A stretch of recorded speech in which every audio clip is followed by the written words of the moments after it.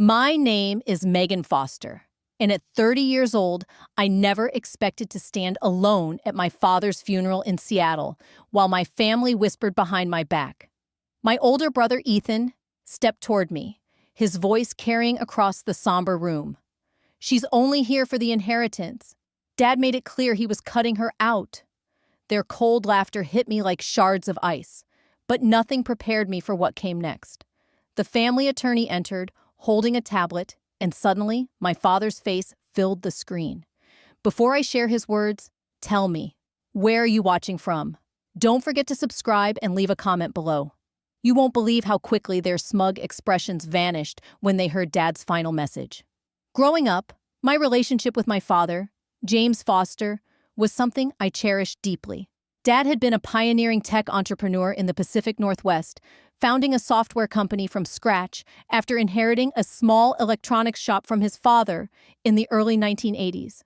He poured everything into his work, often late into the night, but he always made time for me when I was young. I still remember the weekend hikes in the Cascades when I was about 7. Dad would rouse me early, and we'd pack our gear for the day. "Meg," he'd say with a smile, his special nickname for me.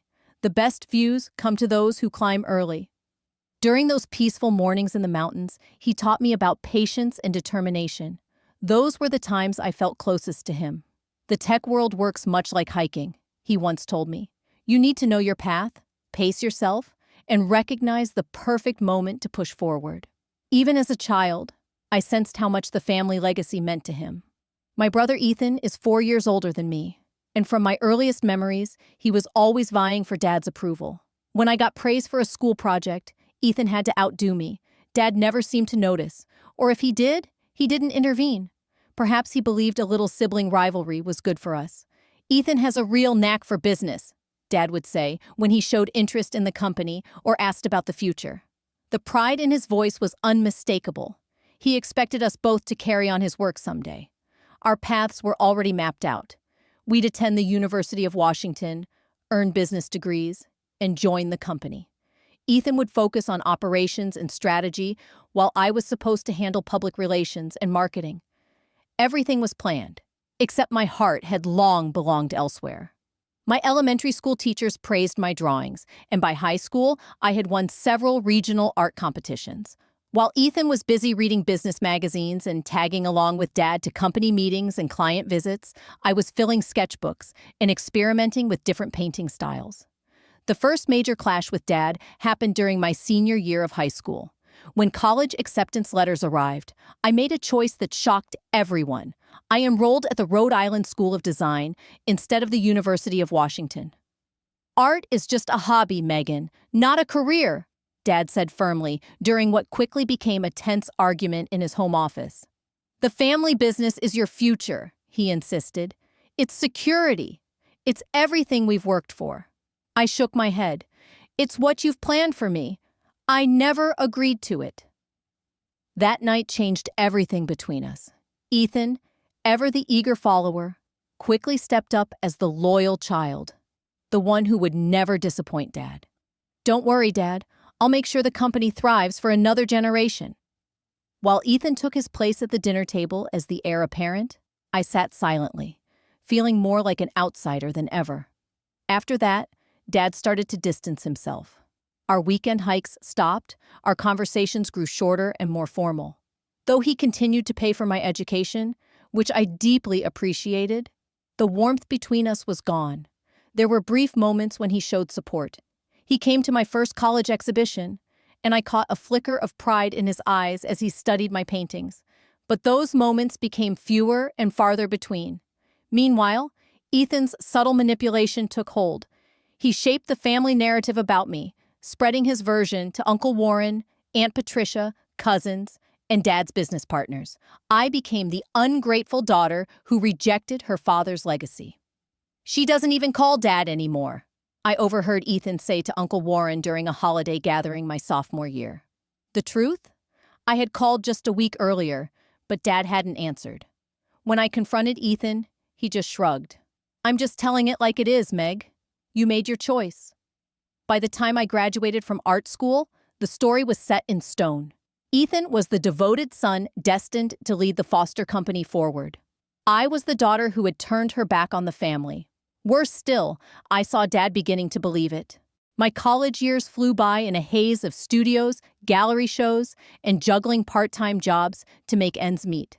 But despite the loneliness, I held tightly to my passion, because art was the only thing that ever felt like mine. Despite the growing distance between us, I still tried to keep my relationship with Dad alive. I regularly sent him photos of my artwork, hoping to show him that my choice wasn't a rejection of him, but a pursuit of my own passion. During my junior year, I created a series of abstract paintings inspired by the Seattle skyline, Dad's skyline, as I like to call it, since many of those buildings housed his company's offices and properties. I was over the moon when a local gallery decided to exhibit the series. I sent Dad an invitation, hoping that seeing my success in person might help close the gap between us. "I'd love for you to come," I said during one of our rare phone calls. "The opening's on Friday at 7 p.m., I told him. "I'll check my calendar," he replied with that formal, distant tone he'd adopted whenever we spoke. Ethan and I might be closing on the Lakeview complex that day. I tried not to let my disappointment show. "The exhibition runs for 2 weeks. Maybe another evening would work?" "Maybe," he said hesitantly. "I'll let you know." To my surprise, Dad did show up. Not on opening night, but the following Tuesday. He came alone, without telling me in advance. The gallery owner recognized him from the photo I'd displayed next to my paintings and called me over. "Your work is interesting," Dad said quietly as he examined my largest canvas. There was something in his voice I couldn't quite place, neither warm approval nor harsh criticism. "You're clearly talented." It wasn't the enthusiastic praise I'd dreamed of, but it was something. We had coffee afterward, and for a brief hour, it felt almost like old times. He asked about my classes, my plans after graduation. I asked about the business and how he was feeling. We carefully avoided any touchy subjects. As we parted, he awkwardly patted my shoulder. "I'm proud of you for working hard, Megan," he said, "even if it's not what I would have chosen." That moment gave me hope. Maybe with time, he'd accept my path. What I didn't know was that Ethan was already working behind the scenes to make sure that would never happen. I only learned the extent of his sabotage years later. After graduation, I moved to New York to chase my art career. The distance made keeping in touch even harder. I called on holidays and birthdays, but our conversations stayed stiff and formal. Ethan, meanwhile, had fully taken over the reins at Foster Properties. By family reports, he was Dad's right-hand man, involved in every big decision. During one Thanksgiving back in Seattle, I noticed Dad looked worn down. The wrinkles around his eyes deepened, and his movements were slower. "Are you feeling okay?" I asked quietly. "Just getting old," he waved it off. "Doctor says I need to watch my blood pressure, that's all." Later, Aunt Patricia confided that Dad had suffered a minor heart scare earlier that year. "Ethan's been such a rock," Aunt Patricia told me once, "taking on extra work so your father can rest more." The implication was clear. While I was off chasing my own dreams, Ethan was selflessly supporting Dad. What Aunt Patricia didn't know, and none of us did, was that Ethan's support included filtering all of Dad's communications. Birthday cards I sent never arrived. Voicemails I left were never returned. Invitations to my New York gallery openings somehow got lost along the way. As Dad's health worsened, Ethan's tactics became even more direct. During the few visits I managed to make home, Ethan arranged things to reinforce his story about me. He'd schedule crucial business meetings on the exact days I was in town, then act hurt when Dad chose work over spending time with me. "That's just how it is when you run a company," Ethan would say, feigning sympathy. "Some of us have responsibilities we can't ignore." About 6 months before Dad passed, I made one final attempt to bridge the gap between us. I'd hit a major milestone. My work was featured in a prestigious Manhattan gallery, and a respected art critic praised my innovative vision. I called Dad, excited to share the news. The call was a disaster. Dad sounded distant, almost cold. When I told him about the exhibition, he barely responded. "That's nice," he said flatly. Then Ethan's latest achievement came up. Ethan just secured the biggest contract in company history, the Lakeview development. Dad added. I tried to show genuine happiness for their success, but Dad cut me off.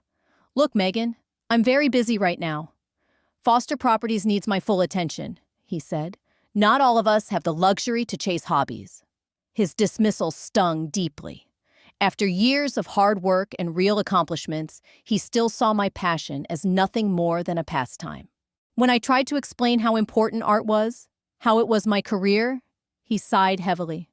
I'm too tired for this conversation. Maybe another time. We never talked again.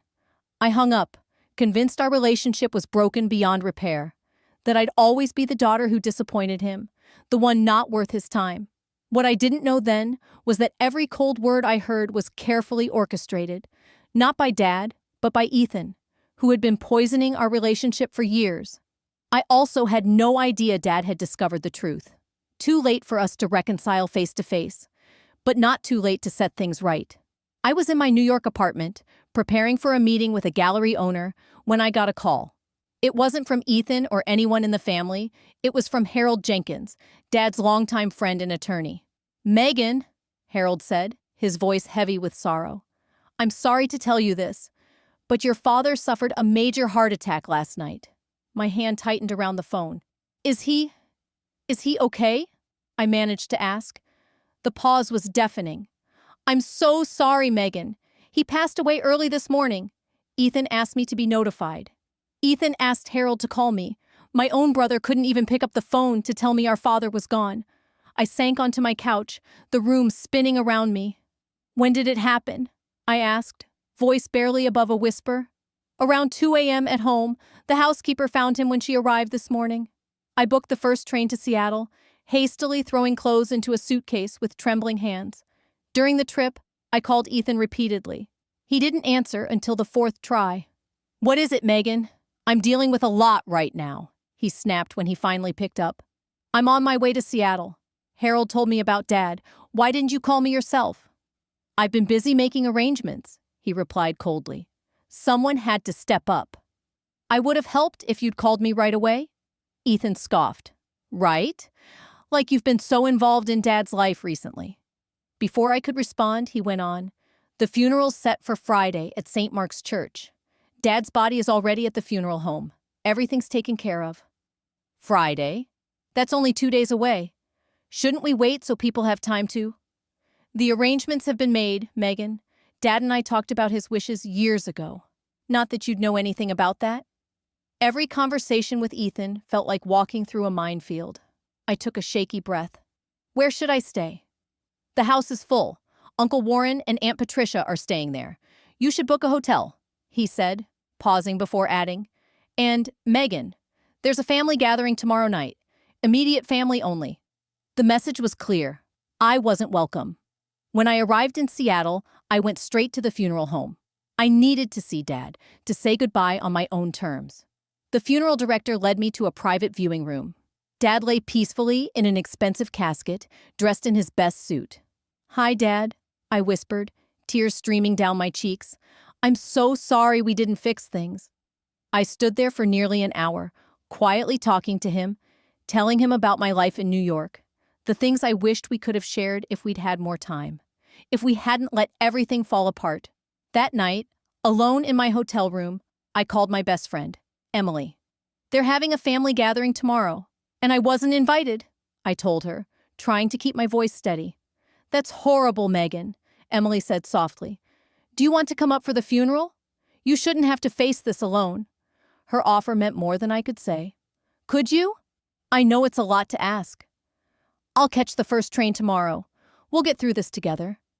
The day of the funeral dawned gray and drizzly, Seattle's perfect backdrop for mourning. Emily and I arrived at St. Mark's Church 30 minutes early, but the front pews were already occupied by family and business associates. Ethan sat in the front row, flanked by Uncle Warren and Aunt Patricia. He didn't even glance up as I entered. We settled near the middle of the church, surrounded by whispered glances and cold stares. The story Ethan had spun followed me like a shadow. The ungrateful daughter, the disappointment, showing up only because there was an inheritance at stake. The service was formal, elegant, just like Dad would have wanted. The priest spoke of Dad's business successes, his contributions to the community, and his dedication as a father. When he mentioned the parenting part, his eyes briefly landed on Ethan, who nodded solemnly. When it was time for the eulogy, Ethan strode confidently to the podium. His words painted a father-son relationship that felt almost fictional to me. Weekend hikes that lasted into adulthood. Late-night business talks. Dad proudly watching Ethan carry on the family legacy. "My father always said family was everything," Ethan said, voice thick with rehearsed emotion. "He believed in loyalty, showing up for those you love, and honoring your commitments." The message was Cleavdar. Everyone in that church knew he was contrasting his dedication with my supposed abandonment. "Some people," Ethan continued, casting a glance in my direction, "choose to abandon their responsibilities and family legacy, but Dad and I understood the importance of staying true to our roots." I felt Emily's hand squeeze mine as I fought to hold back tears. After the service, the reception at the church hall was a quiet affair. Several of Dad's business associates came over to offer brief condolences. Aunt Patricia hugged me stiffly before moving on to greet others. I was pouring myself a cup of coffee when Ethan approached, flanked by 2 cousins. "Enjoying yourself?" he asked quietly, loud enough for nearby guests to hear. "Must be nice to show up after years of absence and be treated like family." "Ethan, this isn't the time or place," I said, trying to keep my voice steady. "We're here to honor Dad." "Honor Dad," Ethan said sharply as he left, his voice cutting through the room like a knife. "Is that why you're here? Because from where I'm standing, it looks like you're just here for the money. Dad's gonna cut you off, you know." Several heads turned at his raised voice. I felt my cheeks burn with humiliation. "You have no idea why I'm here," I said quietly. "Don't I?" Ethan's smile was cruel. "You haven't cared about this family for years. You didn't care when Dad needed heart medication. You didn't care when he was working himself to exhaustion to keep the company afloat, the company that would have secured your future too. You only care now because there might be something in it for you." People openly stared. I heard a snicker nearby. Uncle Warren stepped forward and placed a hand on Ethan's shoulder. "Perhaps Megan should just leave," he suggested, not even looking at me. "She's not really family anymore, is she?" The laughter that followed from several relatives nearly broke me. I considered walking out, sparing myself more humiliation, but something rooted me to the spot. I owed it to Dad to see this through, no matter what. "I'm staying," I said quietly. "Whether you like it or not, he was my father too." Ethan shrugged dramatically. "Suit yourself, but don't get your hopes up for tomorrow. Dad knew who really cared about him in the end. Tomorrow, the will reading. I hadn't even been thinking about the inheritance, but clearly, everyone else had. In their minds, that was the only reason I'd come back, to claim what they believed I didn't deserve." As I walked away, I heard Ethan's voice carry across the room. "She'll be singing a different tune tomorrow when she realizes Dad saw through her act years ago." If only I had known then how prophetic those words would be, though not in the way Ethan intended. The reception dragged on like a slow-motion nightmare. People I'd known all my life either avoided me completely or approached with thinly veiled hostility. Dad's business partner of 20 years, Kenneth Sullivan, came over with such forced politeness that it almost felt worse than outright rudeness. "Your father was a remarkable man," Kenneth said, glancing repeatedly over my shoulder as if looking for an escape. "He built quite a legacy with Ethan." "With Ethan?" I repeated. "Right," Kenneth said, finally meeting my eyes. "The company is in good hands now. Your brother has your father's vision." The message was clear. No one expected me to have any role in Foster Properties. The succession plan was already set in everyone's minds, and I wasn't part of it. I spotted my cousin Diane near the refreshment table. Diane had been my childhood playmate, but now she was chatting with a group of relatives. When she saw me approaching, she whispered something to the others before reluctantly stepping away to greet me. "Megan," she said, her hug so brief it barely felt real. "I'm sorry about Uncle James." "Thank you," I replied softly. "How have you been? It's been a while." "Busy. Life in New York keeps me on my toes." She glanced back at her group, as if I were already an inconvenience. Ethan mentioned you're living in New York now? That must be interesting.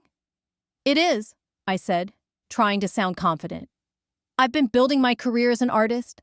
Actually, I have a gallery show next month that— Oh, that's nice, Diane interrupted, clearly uninterested.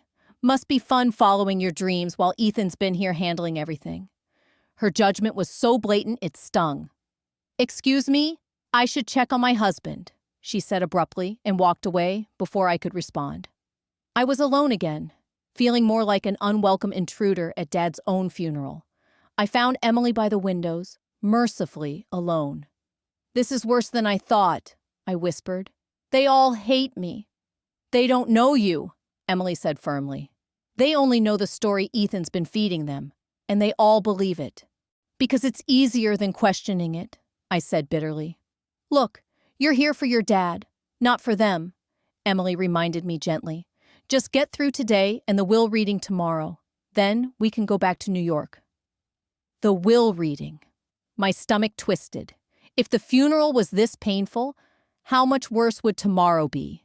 Based on Ethan's confidence, I expected to be publicly disinherited. The final confirmation of Dad's disappointment in me. Lost in thought, I caught Ethan's voice louder than appropriate, clearly meant to carry. I still can't believe she had the nerve to show up today, he said to Uncle Warren and two men I recognized as board members of Foster Properties. After how she broke Dad's heart, refusing to visit when he was sick. A flash of indignation shot through me. I hadn't even known Dad was seriously ill, no one told me. Before I could decide whether to confront Ethan, he smirked. She's in for a surprise tomorrow. Dad updated his will last year after she didn't come home for his birthday. He finally realized she didn't deserve any part of what he built. One board member noticed me standing nearby and nudged Ethan. He turned with exaggerated surprise. Oh, Megan, didn't see you there, he said, voice dripping with insincerity. We were just discussing tomorrow's meeting with the lawyer, Ethan said, his tone sharp and cold. You're planning to attend, aren't you? His words carried a clear challenge. He expected me to back down, to avoid the public humiliation he believed awaited me. Of course I'll be there, I replied, struggling to keep my voice steady. Ethan smiled, but there was no warmth in it. Excellent. It should be enlightening for everyone. Uncle Warren didn't even bother to hide his disdain. I don't know why you're bothering Megan. Dad made his feelings clear while he was alive. Did he? I asked, suddenly unsure if I'd missed something important. What exactly did he say? That's between him and the family members who actually stayed in touch, Warren said sharply. Maybe if you'd picked up the phone more often in the last few years, you'd know. Heat rose to my face, anger mixed with shame. I tried to stay in touch. It's not as simple as you're making it sound. Never is with you, is it? Ethan cut in, always ready with an excuse, always blaming someone else. Dad got tired of it, Megan. He got tired of waiting for you to grow up and accept your responsibilities. Our argument had drawn attention. Nearby groups fell silent, watching us openly. I felt dozens of eyes on me, judging, condemning. You have no idea what my relationship with Dad was like, I said, my voice breaking at last. You have no right to judge. I have every right, Ethan shot back. I was there every day, through everything, he said loudly. While you were off playing artist in New York, I was helping Dad run the company, taking him to doctor's appointments, being an actual daughter. Sorry, I mean actual child. His deliberate slip earned a few chuckles from the onlookers. My humiliation was complete. I fought to hold back tears as Ethan smiled triumphantly. Face it, Megan. You're just here for the money. Dad's going to cut you off? Everyone here knows it. You know it, he added. Tomorrow, we'll just make it official. I wanted to run. Every instinct screamed at me to flee this awful place, these awful people who had swallowed Ethan's lies without question. But leaving would only confirm their story. Despite the burning shame and tears I barely held back, I stood my ground. I guess we'll all find out tomorrow, won't we? I managed to say, before walking away with as much dignity as I could muster.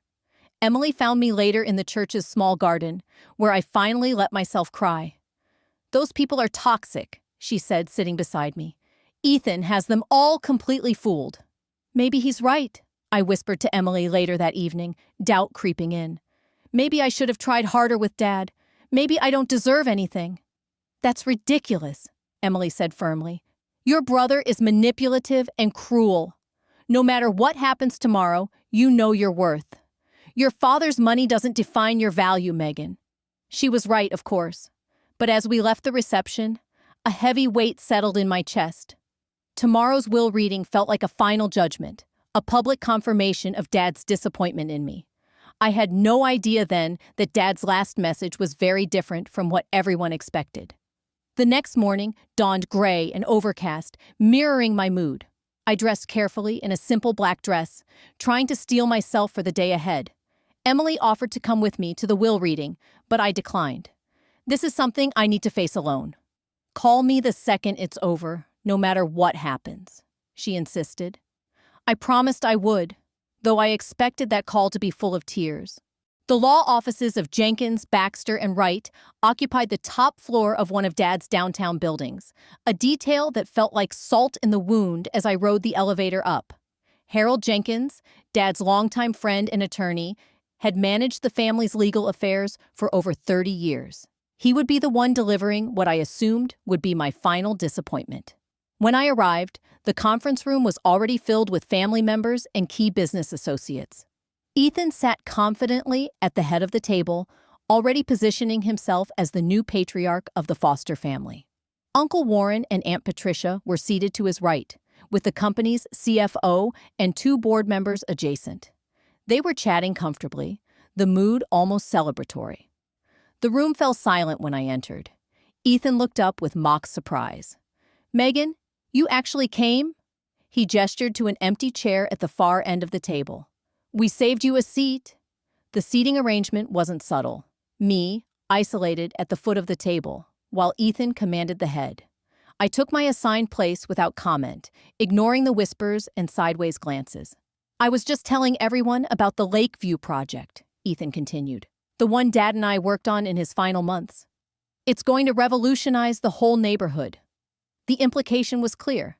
This was a family business meeting that didn't concern me. If you've ever faced family struggles that felt impossible to overcome, make sure to subscribe and stay with me, because the next part reveals the surprising truth that changed everything. I remained silent, counting the minutes until this ordeal would finally be over.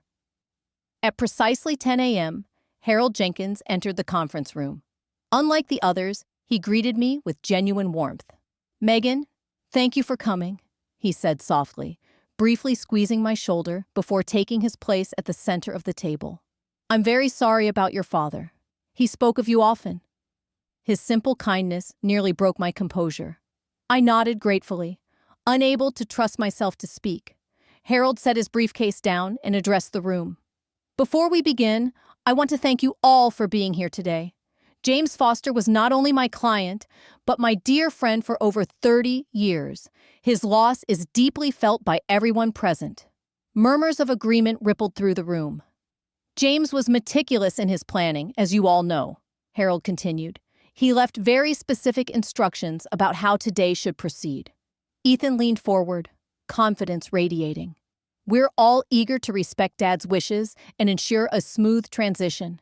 Harold nodded, but kept a neutral expression. "Mr. Foster's instructions for this reading are somewhat unconventional. He prepared a video statement to accompany the formal will document. Confused glances passed between the attendees. Video wills weren't common practice, especially for someone as traditionally minded as Dad.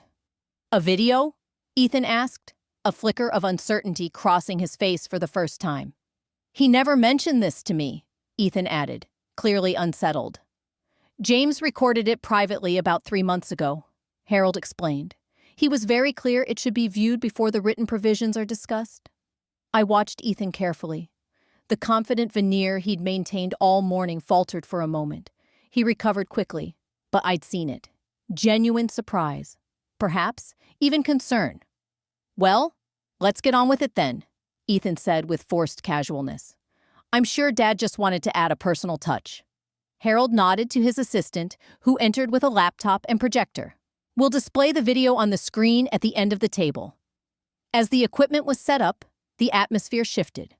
What had felt like a mere formality, a public confirmation of decisions already made, now held an unpredictable edge. I noticed Ethan whispering urgently to Uncle Warren, whose expression darkened. James was very explicit that everyone listed in the will be present for this video, Harold said, consulting a paper from his briefcase. Let me confirm attendance. Harold read through a list of names, checking off each person as they acknowledged their presence. When he finished, he nodded with satisfaction. Excellent. We're all here. He turned to his assistant. We're ready to begin. The lights dimmed slightly as Harold inserted a USB drive into the laptop. After a few moments of technical adjustments, the projector cast a bright image onto the screen. And there was my father. Seeing him healthy, composed, and alive struck me like a physical blow. He sat at his desk in the home office, wearing the navy blue suit reserved for important meetings. His silver hair was neatly combed, his expression calm but serious. He looked directly into the camera, creating the eerie illusion that he was looking at each of us individually. The conference room fell silent. Even Ethan appeared momentarily stunned by this posthumous appearance. "Hello, everyone," Dad began, his voice so familiar it made my throat tighten. "If you're watching this, then I'm no longer with you. I've asked Harold to share this message because there are truths that need to be spoken. Truths I regret not recognizing until it was almost too late." He paused, gathering his thoughts. I glanced around the table. Everyone was leaning forward, hanging on his every word. "What I'm about to say will surprise many of you," Dad continued. "It may upset some of you, but before I leave this world, I need to set the record straight." A strange sensation stirred in my chest. Not quite hope, but something close. My father's expression softened, and for a brief moment, I saw the dad I remembered from our early hiking trips, the one who had loved me unconditionally before everything changed. "This message is about truth," he said, "about family, betrayal, forgiveness." His eyes seemed to look right at me. "And about second chances that come too late, but perhaps not too late to make things right." As he spoke, I realized I had been completely unprepared for what was unfolding. "I want to begin by speaking directly to my daughter, Megan," Dad said, his eyes finding mine through the screen.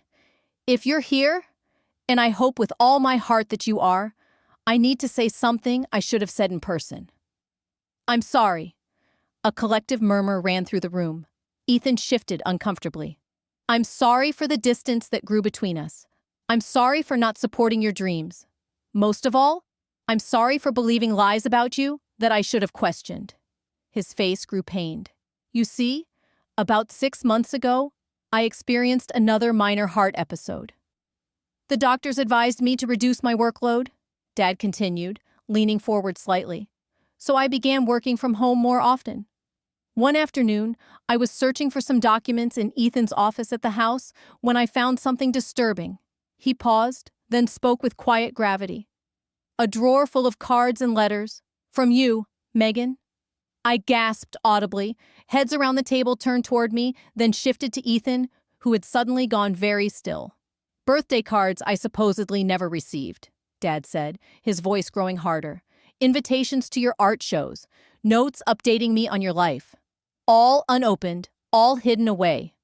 All deliberately kept from me." Ethan stood abruptly. "This is ridiculous." Dad was confused after his heart episode. "Mr. Foster, please sit down," Harold interjected firmly. Ethan sank back into his chair, his face flushed. On screen, Dad continued. "That discovery led me to investigate further.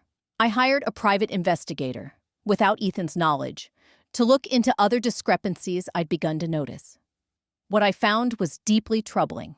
Dad picked up a folder from his desk. The investigator discovered that Ethan had been intercepting Megan's calls to the house and the office. He'd been deleting her voicemails, returning calls when he knew she wouldn't answer, then telling me she was unavailable. He'd been actively sabotaging any attempt at reconciliation between us. The conference room fell deathly silent. I felt tears stream down my face, overwhelmed by the weight of what I was hearing. "But that wasn't all," Dad said gravely. "The investigation revealed something even more disturbing about the business." Ethan was visibly sweating now, His earlier confidence had evaporated. He had been engaging in questionable practices that go against everything Foster Properties stands for. He'd been cutting corners on building materials, falsifying inspection reports, and in one case, bribing a city official to expedite permits. Someone gasped. The board members exchanged alarmed glances. "I built this company on integrity," Dad said, his voice rising with emotion. "Our name means something. A Foster property is built to last, with pride and honesty. Ethan betrayed those values for profit and expediency." "This is a misunderstanding," Ethan muttered, speaking to no one in particular. "Mr. Foster, please sit down," Harold warned again. The video shifted, and Dad's expression softened. "Megan, when I discovered all this, my first instinct was to call you immediately. But I realized something important," Dad said, his voice softening. "You shouldn't have to hear my apology over the phone. You deserved better than that." He paused, as if gathering strength, then continued. "I made arrangements to come to New York, to see your life there, to meet you on your terms." My heart clenched painfully. "But you never came," I whispered. As if hearing me, Dad went on. "I had planned to visit you the week after that last call, the one where I sounded distant. That call wasn't what you thought." "I was distant because I was angry," he admitted. "Not at you, but at Ethan, and at myself for being so blind for so long. I was planning to surprise you in New York, to see your gallery, to finally tell you in person how proud I am of you." Dad's voice trembled, emotion overtaking him for a moment. "My heart had other plans, it seems. So this video will have to serve as the apology and recognition you deserve." He picked up another folder and smiled gently. "I've been following your career, Megan. Not through Ethan's filtered updates, but through art magazines and gallery websites. I've seen your reviews, your exhibitions. I've even purchased several of your pieces through an intermediary." The revelation stunned me. Dad had been supporting my art anonymously? Your creativity, your vision, your determination to follow your own path. These are qualities to be admired, not condemned. He straightened in his chair, his expression growing more formal. "Now, to the matter of my will and the future of Foster Properties." Ethan leaned forward again, tension etched in every line of his body. "Given what I've discovered about Ethan's business practices and his deliberate deception regarding Megan, I cannot in good conscience leave the company solely in his hands. My original will, drafted 5 years ago, would have made Ethan the primary inheritor of both my personal estate and Foster Properties, with a small trust established for Megan." Ethan nodded slightly, as if this confirmed everything he'd been telling everyone. "That will has been revoked," Dad continued firmly. "In its place, I have established the following provisions."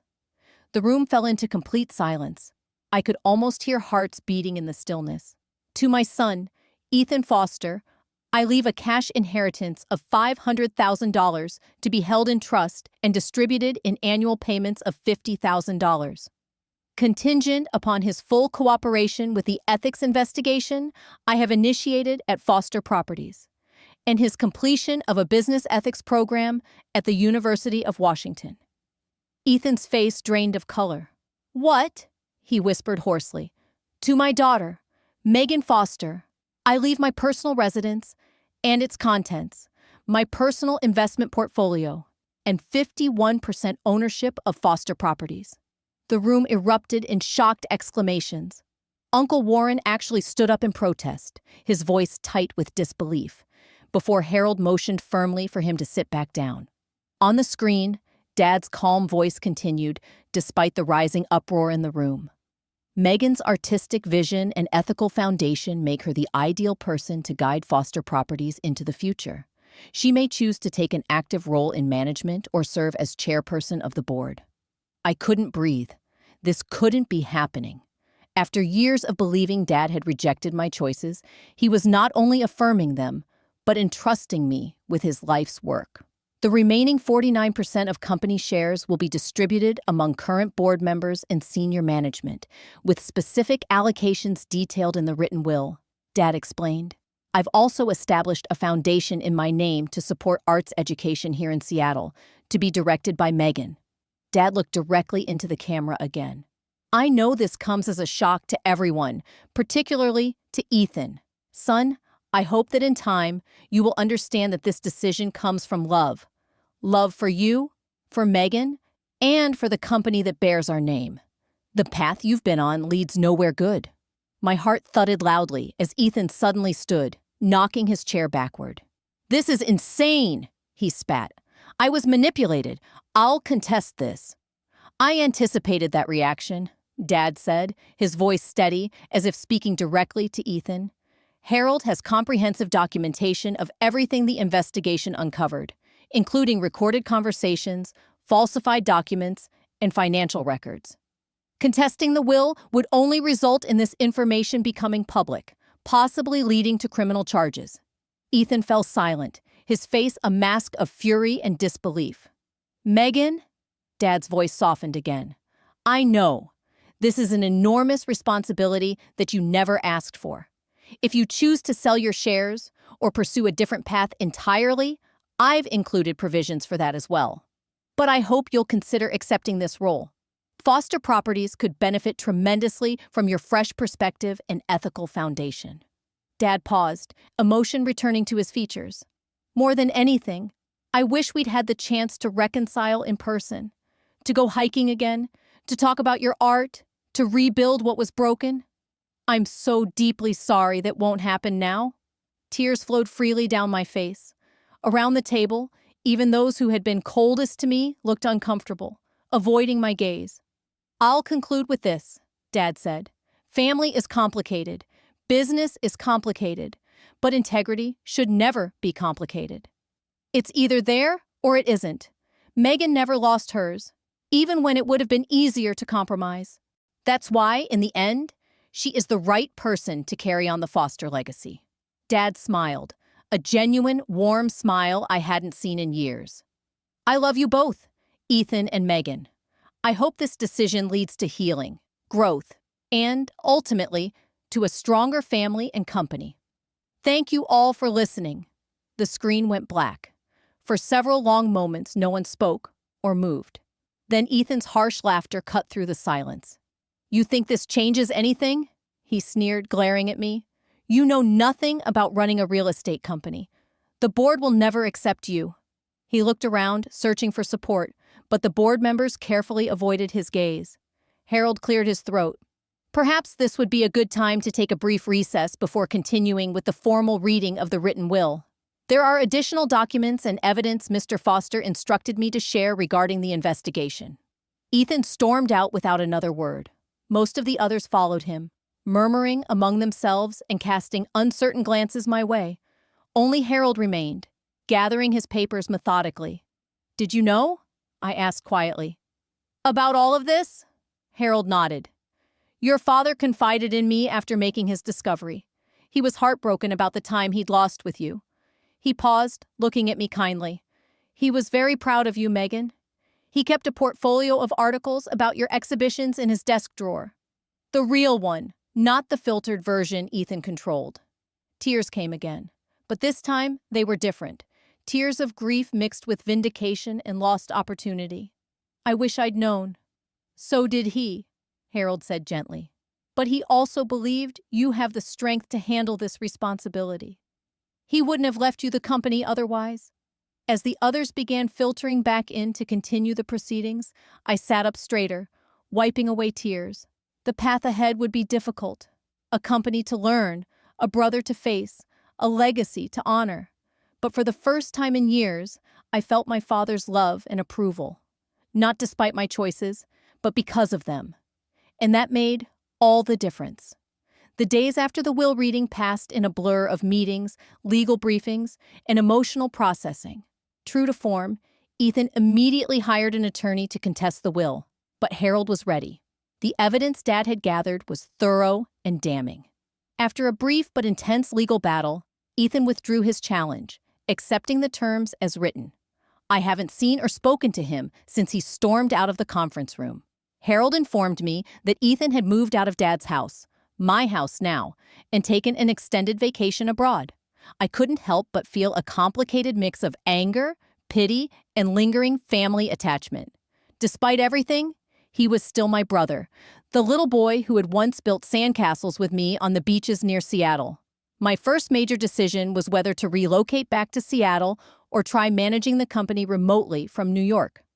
After careful consideration and discussions with Harold and the board, I decided to move back temporarily, at least until I could get a solid grasp on the business and establish a trusted management team. The company transition wasn't smooth. Several longtime employees loyal to Ethan resigned. Others were skeptical of my leadership, questioning what an artist could possibly know about real estate development. I faced these challenges head-on. "I'm not pretending to be an expert in real estate," I told the assembled employees during my first company-wide meeting, "but I know my father's values, and I know mine. Foster Properties will be run with integrity, creativity, and respect for every person who works here." I surrounded myself with experienced advisors, spent long hours studying the business, and gradually earned the company's respect. I also initiated a thorough ethics review of all current projects, making tough changes, even when they cut into profits. The Lakeview project, Ethan's pride and joy from the funeral, needed significant revisions after we uncovered multiple safety shortcuts. The extra costs hurt the bottom line, but the final building was something we could all be proud of. At the ribbon-cutting ceremony, 6 months after Dad's death, I felt his presence strongly, as if he approved of the difficult but necessary decisions I'd made. Gradually, family members began reaching out. The first was my cousin Diane, calling hesitantly one afternoon. "I owe you an apology," she said without preamble. "I believed Ethan's version without ever asking for yours. That wasn't fair." "No, it wasn't," I agreed, not making it easy for her. Years of judgment and exclusion couldn't be erased with one phone call. "I understand if you don't want to speak to me," Diane continued quietly, "but I'd like a chance to rebuild our relationship, if you're willing." I considered her request. "I'm open to that," I said slowly, "but it will take time.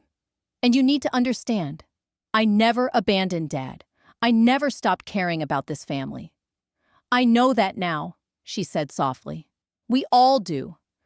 Similar conversations followed with Uncle Warren, Aunt Patricia, and others in the extended family.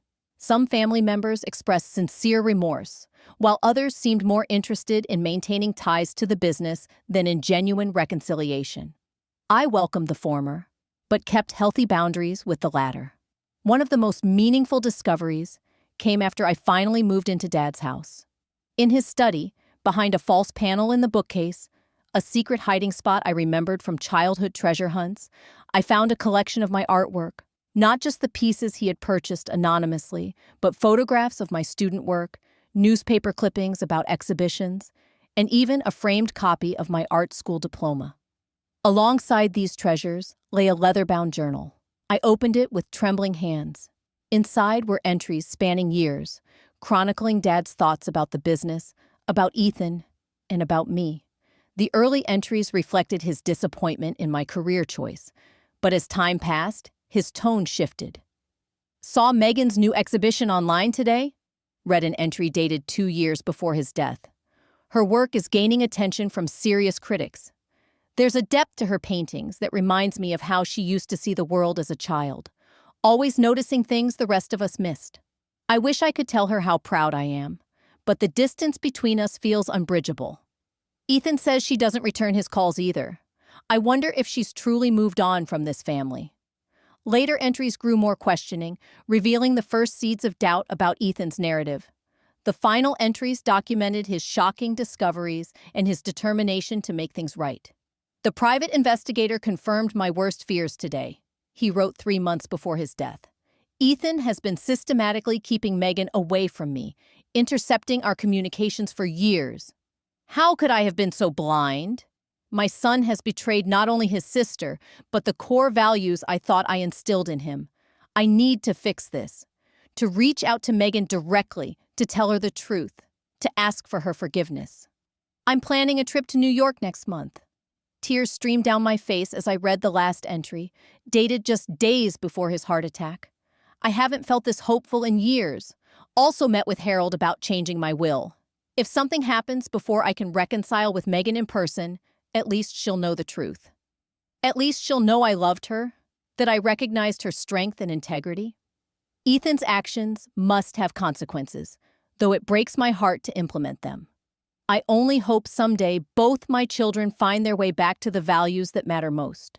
These revelations helped me begin to heal, to forgive my father and myself for the years lost. I couldn't change the past, but I could honor his memory by leading the company with the integrity he cherished and by nurturing my artistic vision alongside this new responsibility.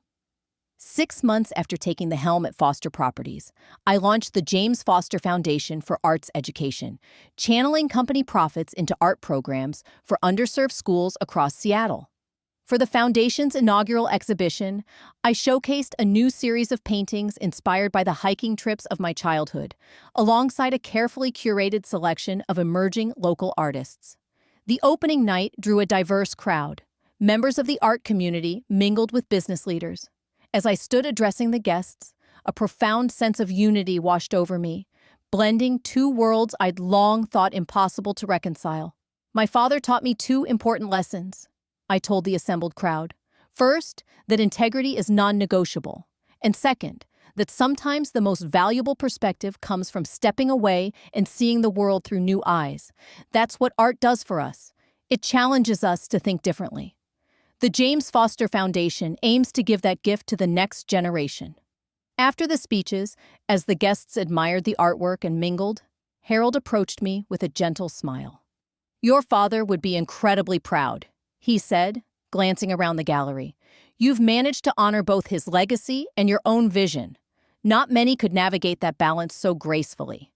"I wish he could see it," I replied, the familiar ache of loss momentarily sharpening my voice. "In some ways, I think he already has," Harold said thoughtfully. "He recognized your potential long before any of us did. That's why he made the choices he did." The next morning, I visited Dad's grave for the first time since the funeral. I carried a simple bouquet of wildflowers and sat quietly beside the headstone in the peaceful cemetery. "I'm trying to do right by you, Dad," I whispered. "The company is thriving, and we just launched the foundation." I paused, gathering my thoughts. "I found your journal. I know you wanted to reconcile. I wish we'd had that chance.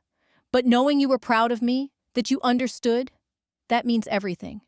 I told him about the challenges of balancing the business with my art, about the unexpected satisfaction of bringing those worlds together. As I spoke, a sense of peace settled over me, a feeling that, despite everything, something broken was beginning to mend. "I haven't heard from Ethan," I continued quietly. "Harold says he's somewhere in Europe. I hope someday we can find a way forward, but I'm not holding my breath. Some wounds take longer to heal." Before leaving, I placed my hand on the cool granite of the headstone. "I love you, Dad. Thank you for believing in me, even when I didn't know you did. I'll try to make you proud every day." Life continues as a complex balance of business leadership and artistic pursuit.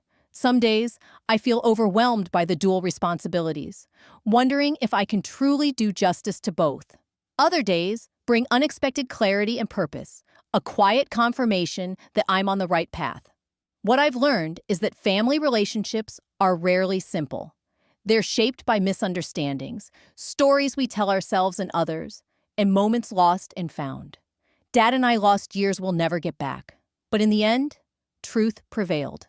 His final act gave me not just a company, but something far more valuable: the knowledge that he truly saw me and loved me for exactly who I am.